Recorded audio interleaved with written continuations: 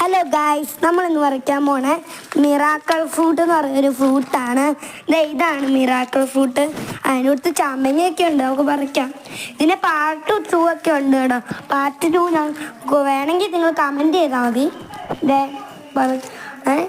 ഇത് ഇത് കഴിച്ചിട്ട് ഒരു പ്രത്യേകത ഉണ്ട്. ഇത് കഴിച്ചാൽ പിന്നെ നമ്മൾ ചാമ്പങ്ങയും മീനും ഒക്കെ കഴിച്ചാൽ നല്ല മധുരമായിരിക്കും. അതുകൊണ്ട് കഴിക്കുകയാണെങ്കിൽ നിങ്ങൾ ആലോചിച്ചിട്ട് കഴിച്ചാൽ മതി കേട്ടോ. ഇല്ലെങ്കിൽ മീനൊന്നും കഴിക്കാൻ പറ്റത്തില്ലായിരിക്കും കേട്ടോ. ഇത് കുറേ ഉണ്ട്. പാർട്ട് 2 ഒക്കെ ഇടാൻ പോവാം. വേണമെങ്കിൽ നിങ്ങൾക്ക് കമൻറ്റ് ചെയ്താൽ മതി.